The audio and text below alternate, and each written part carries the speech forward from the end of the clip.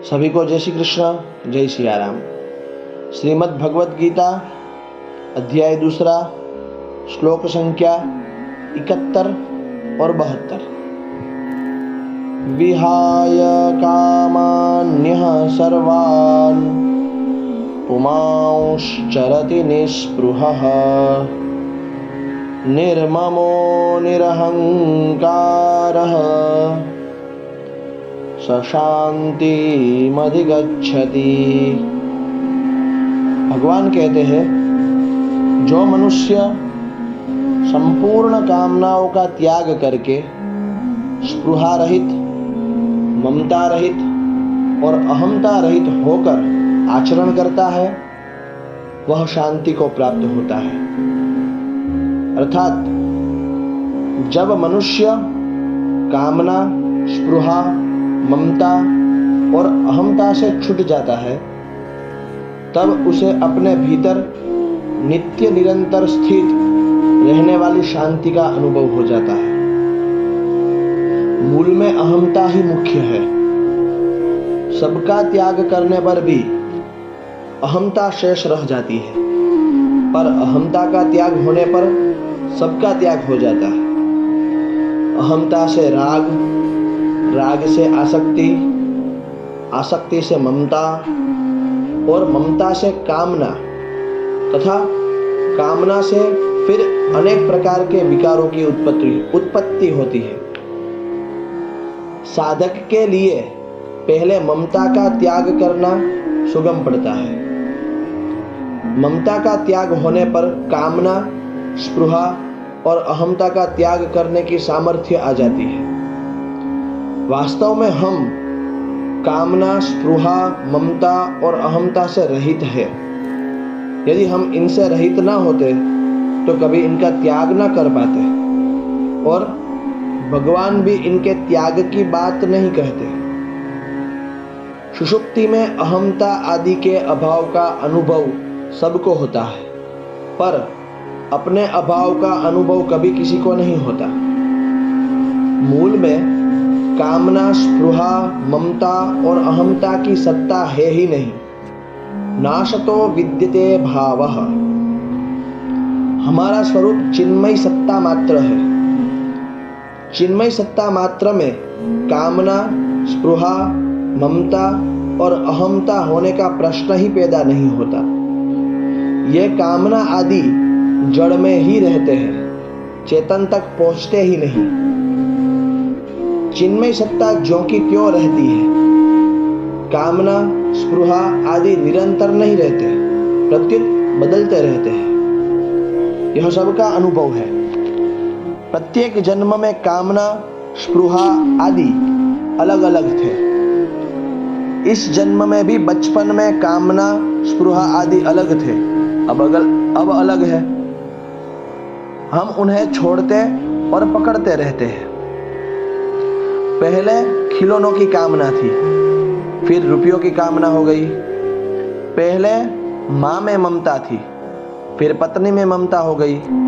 इस प्रकार कामना, स्पृहा, ममता आदि का आना और जाना, उत्पत्ति और विनाश, संयोग, वियोग, आरंभ और अंत इत्यादि होता रहता है। पर सत्ता मात्र स्वरूप का आना जाना होता ही नहीं।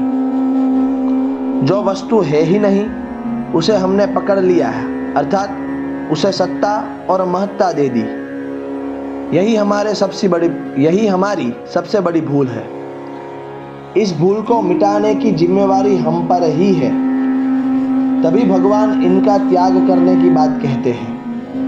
अन्यथा जो है ही नहीं, उसका त्याग स्वतः सिद्ध है। जो स्वतः सिद्ध है उसे ही प्राप्त करना है। नया निर्माण कुछ नहीं करना है। नया निर्माण ही हमारे बंधन का, दुखों का कारण बनता है। एषा ब्राह्मी स्थितिः पार्थ नैनां प्राप्य विमुह्यति स्थित्वा श्यामन्तकालेऽपि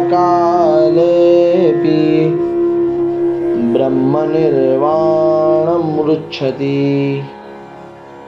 भगवान कहते हैं, हे पृथानंदन, यह ब्राह्मी स्थिति है। इसको प्राप्त होकर कभी कोई मोहित नहीं होता। इस स्थिति में यदि अंतकाल में भी स्थित हो जाए तो निर्वाण यानी कि शांत ब्रह्म की प्राप्ति हो जाती है। अर्थात अहंता रहित होने पर मनुष्य ब्राह्मी स्थिति को प्राप्त हो जाता है। उसकी अपनी कोई स्वतंत्र स्थिति नहीं रहती। इस ब्राह्मी स्थिति की प्राप्ति एक बार और सदा के लिए होती है, कारण कि ब्रह्म में हमारी स्वतः स्वाभाविक स्थिति है, पर अहंकार के कारण इसका अनुभव नहीं होता। मैं हूं मिट जाए और है रह जाए, यही ब्राह्मी स्थिति है यानी कि सत्ता मात्र हमारा स्वरूप है। अतः मैंपन को मिटाना नहीं है, प्रत्युत उसे अपने में स्वीकार नहीं करना है। जिसकी सत्ता विद्यमान ही नहीं है, उसे मिटाने का प्रयत्न करना उल्टे उसे सत्ता देना है। यह सिद्धांत है कि जो वस्तु मिलने और बिछुड़ने वाली तथा उत्पन्न और नष्ट होने वाली होती है, वह हमारी तथा हमारे लिए नहीं हो सकती। शरीर तो मिलने बिछुड़ने वाला तथा उत्पन्न और नष्ट होने वाला है, पर स्वयं मिलने बिछुड़ने वाला तथा उत्पन्न और नष्ट होने वाला नहीं है। अतः साधक दृढ़ता पूर्वक इस सत्य को स्वीकार कर ले कि मैं यानी कि स्वयं त्रिकाल में भी शरीर नहीं हूं, शरीर मेरा नहीं है तथा मेरे लिए भी नहीं है। यहाँ पे निर्वाण शब्द के दो अर्थ होते हैं, लुप्त यानी कि खोया हुआ और विश्राम यानी कि शांत। अतः खोए हुए ब्रह्म को पा लेना अथवा परम विश्राम को प्राप्त कर लेना ही निर्वाण ब्रह्म की प्राप्ति है। निर्वाण शब्द का एक अर्थ शून्य भी होता है। शून्य अभाव का वाचक नहीं है। शून्य का तात्पर्य है जो न सत हो न असत हो, न सद असत हो और न सद असत से भिन्न हो, अर्थात जो अनिर्वचनीय तत्व हो। सर्वदर्शन संग्रह में कहा है, अतः तत्वं सदसद उभयानुभयात्मक चतुष्कोटि विनिर्मुक्तम शून्यमेव। क्रिया मात्र का संबंध संसार के साथ है। हमारा स्वरूप अक्रिय है, इसलिए शरीर के द्वारा हम अपने स्वरूप के लिए कुछ नहीं कर सकते। शरीर के द्वारा हम कोई भी क्रिया करेंगे तो वह संसार के लिए ही होगी, अपने लिए नहीं। तो यहाँ एक शंका होती है, तो फिर हम अपने लिए क्या करें या क्या कर सकते हैं? अतः हम अपने लिए अपने द्वारा निष्काम, निष्पृह, निर्मम और निरहंकार हो सकते हैं। क्यों हो सकते हैं? क्योंकि हम वास्तव में स्वरूप से निष्काम, निष्पृह, निर्मम और निरहंकार है।